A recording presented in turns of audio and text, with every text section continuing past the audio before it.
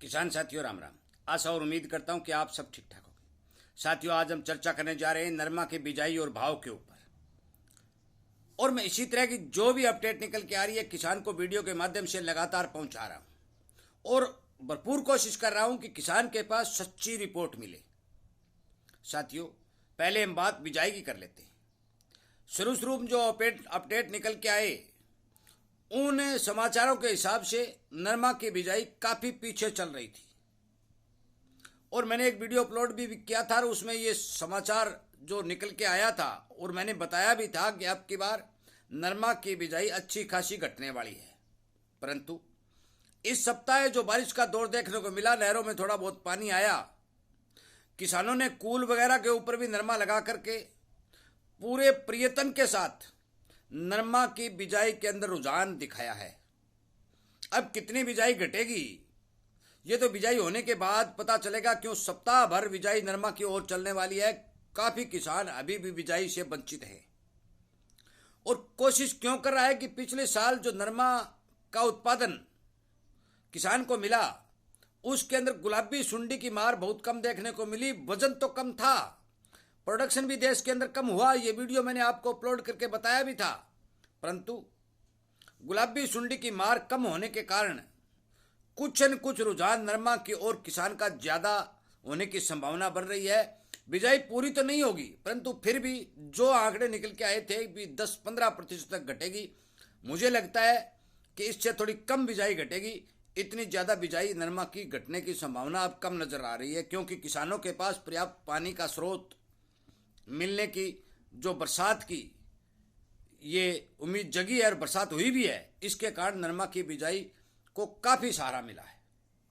अब हम बात कर लेते हैं भाव की।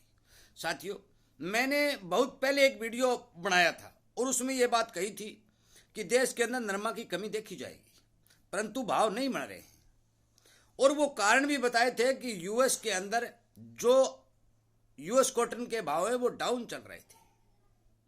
साथियों, किसानों ने महाराष्ट्र एरिया, मध्य प्रदेश के अंदर जो है 6,000 भी नरमा दिया, 6500 भी दिया, 6800, 7,000 भी दिया, 7200 भी दिया, 7500 भी दिया और अब नरमा 8,000 रुपए के भाव हमारे यहां बोले जा रहे हैं।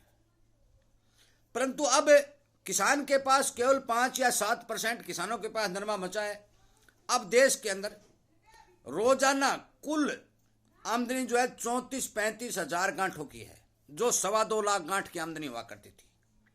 आमदनी बिल्कुल घट करके निम्न स्तर पर आ चुकी है और नरमा के भाव 8,000 बन चुके हैं।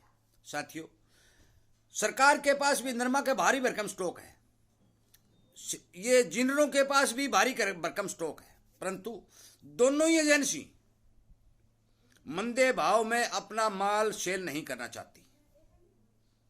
अच्छा, दूसरी अपडेट एक निकल के ये भी आ रही है कि जो जो दिन निकलते जा रहे हैं यूएस कॉटन के सौदे बढ़कर जो हो रहे हैं, 68 सेंट, 69 सेंट, 70 सेंट और अब 71 सेंट के सौदे यूएस कॉटन के होने जा रहे हैं। नरमा के अंदर मंदी का तो अब गुंजाइश बिल्कुल नहीं बचा है, परंतु किसान के हाथ ये भाव नहीं लगा। मैं तो मान रहा था कि यदि आयात सरकार बंद कर दे या आयात के ऊपर जो ये ड्यूटी लगा रखी है ये केवल 10% है, ये 25, 30, 40% कर दे तो किसान के अच्छे भाव मिलने की उम्मीद अब की बार बढ़ रही थी। परंतु सरकार ने ना ही तो ड्यूटी बढ़ाई और ना ही आयात के ऊपर रोक लगाई, जिसके कारण किसानों को काफी बड़ा नुकसान कॉटन की खेती में उठाना पड़ा। और ये बात मैं आपको कह रहा हूं, बहुत से किसान भाई मेरे वीडियो पर सवाल उठाते हैं, वो तेज क्यों नहीं हुआ, तेने कहा था वो तेज क्यों नहीं हुआ। भाई, मेरे हाथ में तेजी मंदी नहीं है। अनुमानित तौर के ऊपर बताया जाता है कि फसलों की गणना के हिसाब से, फसलों के फंडामेंटल के हिसाब से, बाजार के विशेषज्ञों की राय लेकर के बिजाई के हिसाब से ये अनुमानित सिस्टम होते हैं। और मेरे से ज्यादा यदि आपको पता है तो फिर आप सवाल उठाने की बजाय कमेंट के माध्यम से हर किसान तक अपनी जानकारी दे दो। मैं तो ये बात कह रहा हूं, लगातार कह रहा हूं कि आप कमेंट के माध्यम से किसानों को हर एक बात की जानकारी पहुंचाओ, ताकि किसान को इस बात का पता चले कि सिस्टम ये चलने जा रहा है। और बहुत से किसान मैसेज के जरिए किसानों को बता भी रहे हैं। साथियों, मैं आपको बता देना चाहता हूं कि सरकार की नीति भाव के ऊपर बहुत बड़ा इम्पैक्ट डालती है, जिसमें कोई दो राय नहीं है।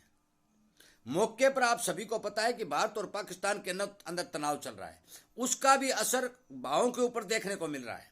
परंतु फिर भी नरमा हमारी मंडियों में 8,000 रुपए का भाव आज दिखाई दे चुका है। मंदा अब नहीं आएगा। क्यों नहीं आएगा? क्योंकि अंतर्राष्ट्रीय बाजार के अंदर लगातार सौदे बढ़कर हो रहे हैं, और देश के अंदर तो आप सभी को पता है कि अब की बार क्वालिटी बढ़िया थी परंतु वजन कम था। इस बात को मानना पड़ेगा। हो सकता है कि मेरा आकलन गलत हो, मैं ये नहीं कहता कि मैं भगवान हूं, परंतु मैं कोशिश और प्रयत्न पूरा करता हूं कि किसान को सच्ची जानकारी मिलनी चाहिए। फिर भी बहुत से किसान भाई जो भी मेरा वीडियो देख रहे हैं, उनके पास भी यदि कोई जानकारी हो तो कमेंट के माध्यम से वो आराम से अपनी जानकारी किसानों तक पहुंचा सकते हैं। और बहुत से किसान भाइयों के पास मेरे फोन नंबर भी हैं, वो अपना खुद का वीडियो बना करके मेरे को भेज भी सकते हैं। और वो मैं ये भी चाहता हूं कि किसान अपने खेत का, अपने अनाज का भाव का, अपनी जानकारी का जो वीडियो है वो बनाए, और अपने इस किसानी चैनल के ऊपर मैं उस वीडियो को अपलोड करने के लिए भी तैयार हूं। क्यों तैयार हूं? क्योंकि किसानों को इस तरह की जानकारी की अत्यंत जरूरत है, और आपसी तालमेल की बहुत बड़ी जरूरत है। और इसीलिए मैं कोशिश कर रहा हूं कि किसान का आपस में तालमेल बढ़े। तालमेल के जरिए हर एक दवा का, हर एक रोग का, हर एक बीज का, हर एक किस्म का किसान को पता चले, ताकि किसान आगे बढ़ता रहे। साथियों, मैं एक बात स्पष्ट कह देना चाहता हूं कि जब से मैंने वीडियो बनाना शुरू किया है, मैंने कतई ये बात नहीं सोची है कि किसान का किसी भी तरह से कोई नुकसान हो। मैं चाहता हूं कि किसान को ज़्यादा से ज़्यादा फायदा होना चाहिए, और इसीलिए लगातार ये कोशिश कर रहा हूं।